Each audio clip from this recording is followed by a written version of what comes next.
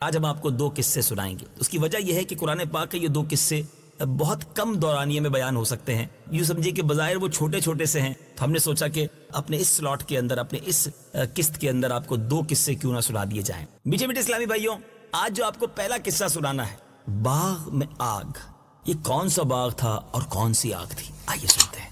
حضرت عیسیٰ علیہ السلام کے آسمان پر اٹھا لیے جانے کے تھوڑے دنوں بعد کا واقعہ ہے کہ یمن میں صنعاء شہر سے 2 کوس کی دوری پر ایک باغ تھا جس کا نام دردان تھا، اور اس باغ کا مالک بہت ہی نیک نفس اور سخی آدمی تھا۔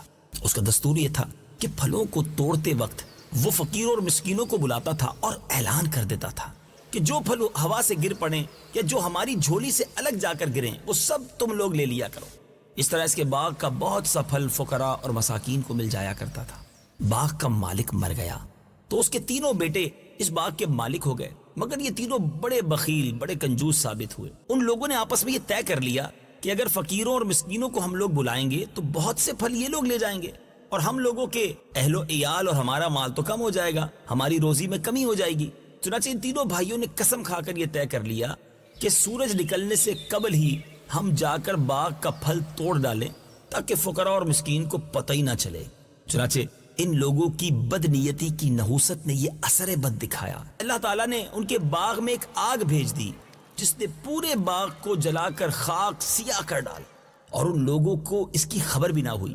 یہ لوگ اپنے منصوبے کے مطابق رات کے آخری حصے میں بڑے خاموشی کے ساتھ اپنے باغ میں پھل توڑنے کے لیے روانہ ہو گئے۔ راستے میں چپکے چپکے باتیں کرتے تھے تاکہ فقیروں اور مسکینوں کو خبر نہ ہو جائے۔ اللہ اللہ اللہ۔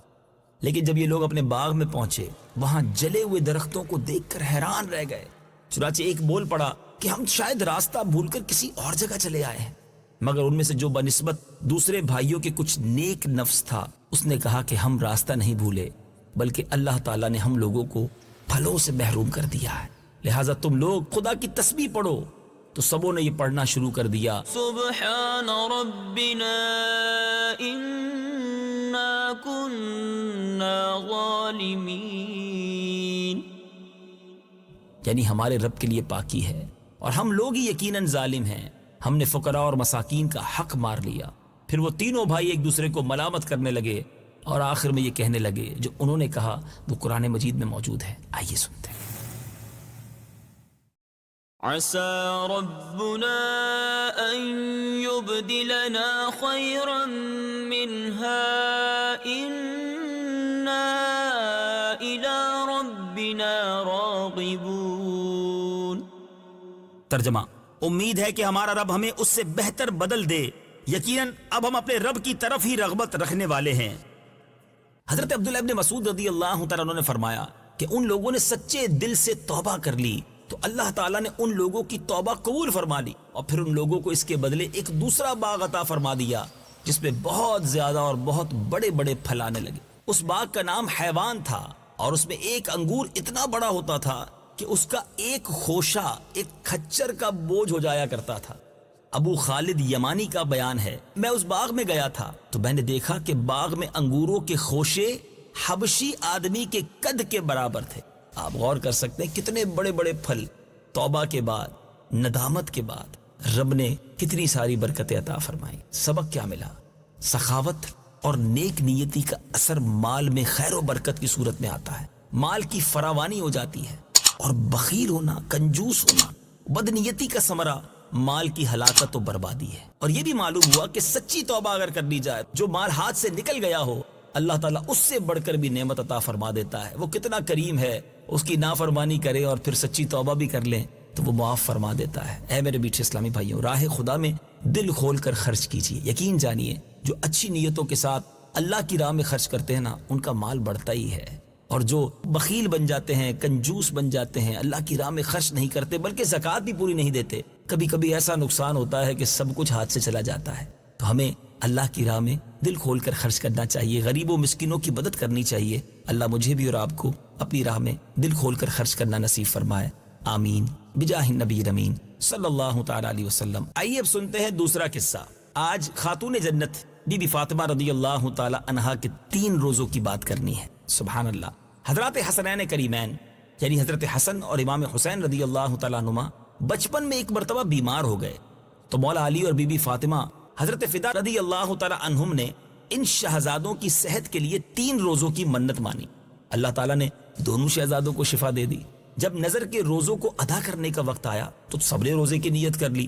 حضرت علی رضی اللہ تعالیٰ عنہ ایک یہودی سے 3 سا جو لے آئے. یہ ایک پیمانہ ہوتا ہے. ایک سا تینوں دن پکایا، لیکن جب افطار کا وقت آیا اور تینوں روزہ داروں کے سامنے روٹیاں رکھ دی گئیں تو ایک دن مسکین آ گیا، دوسرے دن افطار کے وقت یتیم آ گیا، تیسرے دن ایک قیدی آ گیا. اور جب دروازے پر آ ہی گئے اور روٹیوں کا سوال کیا تو سخی کا گھرانہ تھا، کیسے خالی ہاتھ لوٹایا جاتا. تینوں نے تینوں دن افطار کے وقت وہ روٹیاں جو ہے وہ سائلین کو دے دی، مانگنے والوں کو دے دی، اور صرف پانی سے افطار کرنے لگے اور اگلا روزہ رکھتے رہے. اللہ اللہ.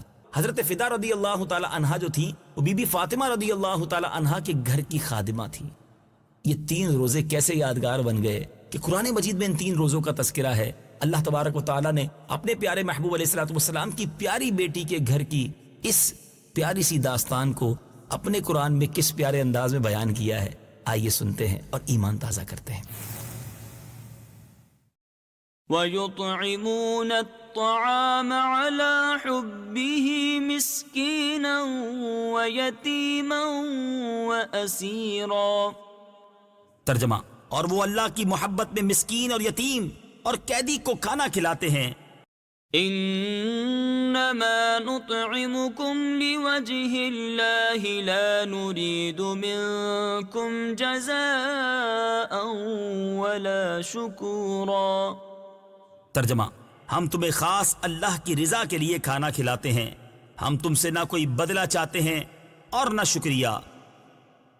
سبحان اللہ سبحان اللہ. میرے بیٹے اسلامی بھائیوں، کیا بات ہے اس گھرانے کی. یہ گھرانہ میرے حضور کا ہے. اعلیٰ حضرت امام اہل سنت لکھتے ہیں نا، کیا بات رضا اس چمنستان کرم کی، زہرا ہے کلی جس میں حسین اور حسن پھو. اہل نبوت کی سخاوت کا عجیب و غریب اور ایمان افروز واقعہ ہم نے سنا.